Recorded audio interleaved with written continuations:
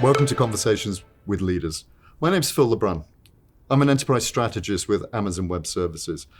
I'm delighted to be here today with Sean Brown, Senior Vice President of Digital Transformation at 3M. Sean, would you like to introduce yourself a little bit about your role and 3M? Yeah, thanks, Phil. So I've been at 3M for just about a year and a half now. I'm leading digital transformation for the organization. Previously worked a lot in tech across med device and a lot of large software companies prior to that. Fantastic. And your role in 3M, what's your mission? So it's interesting. When I was first reached out to, those are two fuzzy terms, put together in a title. I had, family originally from Minnesota, and so I was curious, more than anything else. And 3M, obviously an iconic brand, innovation, 120-year-old company. And it was a really exciting set of conversations leaning into joining the organization. And so really it is a full enterprise transformation. 3M has been a pathfinder of innovation from a material science perspective, heavy on the physics and chemistry, molecular products. But this transition into digital is something that has moved quickly in some areas, but has stalled out in others. So my role is looking across the entire enterprise. We've broken down and defined digital, which was the first step, into digital customer, digital product, digital operations, and digital enterprise. What an incredible opportunity with, as you say, such an iconic company known for its innovation. And this is the next evolution, I guess. So with your role, it sounds like you're looking to innovate both cross-functionally and for your customers. How do you find a balance there? Yeah, it's a great question because they're very different offenses that you have to run. So that was really with that framework that we broke down in those 4 outcome areas. We wanted to define what each of those meant. And so for digital customer, this is really about how can we make sure that we are interacting with our customers in a more digital fashion, understanding, getting insights, omni-channel, and across the many industries that 3M partakes in and sells in, those are different offenses. So digital customer, we've been running separate programs inside those. Digital product really looked at a lot of the material science products from the work that we do across transportation, all the way across to consumer, where a lot of folks will know the Post-it, Command, and Scotch brands. How do we actually start to digitize some of those physical products? So with our Filtrete air filter, there's a big push to start to get intelligence off of those air filters and make the smart home actually smarter. So combining material science and digital science. Then you shift to the other side of the equation. So you have the customer and product side, which runs, as I described, an offense across each of the BGs. But we have a centralized operations group, massive manufacturing across a large set of countries and many different technologies. So with the push of Industry 4.0, a lot of the work around connected manufacturing and connected supply chain and the data, the rich data sets that can come off of each of those elements so we can be smarter with our operations. And then finally, digital enterprise, again, really getting into the back office, but there's an incredible amount of opportunities at the scale of 3M to apply digital in many ways there. So it was very important to define digital, to break it down into these 4 outcome areas, because before that, it was digital buzzword bingo, and there was no real clear trajectory or offense or focus across each of these 4 outcome areas.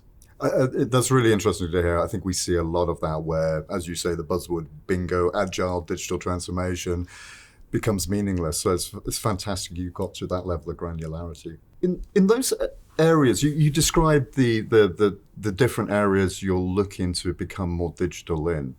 There are going to be natural conflicts in terms of resource priorities, direction, and such. How have you gone about resolving those?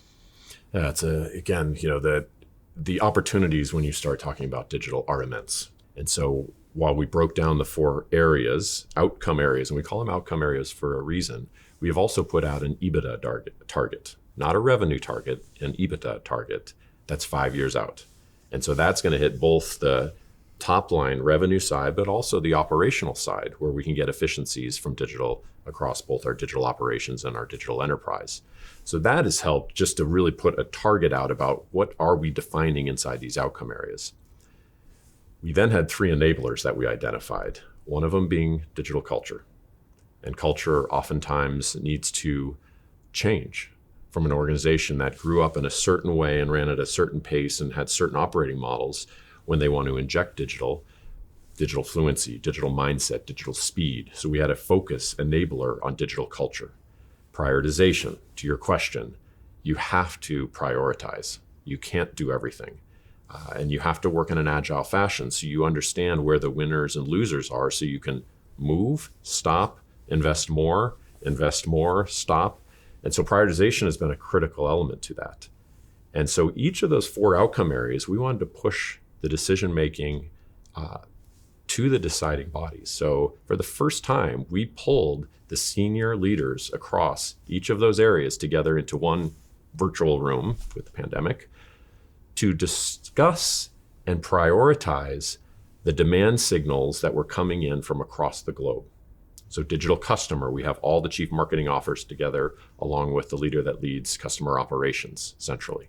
And they look at all of the opportunities that are coming up through each of the 4 business groups and the operations teams. And so when we place bets, we're placing bets with knowledge that those have been grown up through those teams. And ultimately, we're making that prioritization decision with that knowledge across the entire enterprise. You talked about digital culture, which I find fascinating. I think it's one of the things companies typically struggle with. It's not software, it's not easy. And you talked about the role of leadership. How did you infuse that digital culture within the leadership team to start that conversation? Yeah, so it's, some of it is you have to make it very visible. And it may feel a little corporate, but we set up a digital culture initiative. And we brought in our CHRO, our head of technology across all the R&D groups, and brought in one of the business group presidents to make sure we had a commercial element to it. And then we brought a diverse set of leaders, senior leaders in the organization, to really identify what the work streams are that we needed to attack. Because to your point, technology is the easy part. Technology has been around for a long time. It's a renaissance now because we're using old technologies, but driving them inside an enterprise. But it's the culture. 78% of digital transformations fail because of culture. And so if you don't address that element, you will never get off a PowerPoint presentation. So we, from the top, created this structure, created work streams, and then also I met at all levels of the organization and started we called it, some groups wanted to call it Dumbledore's Army, other Rebel Alliance. You got some Star Wars and Harry Potter fans, obviously, when you get into the digital teams. And so we called it the Digital Alliance.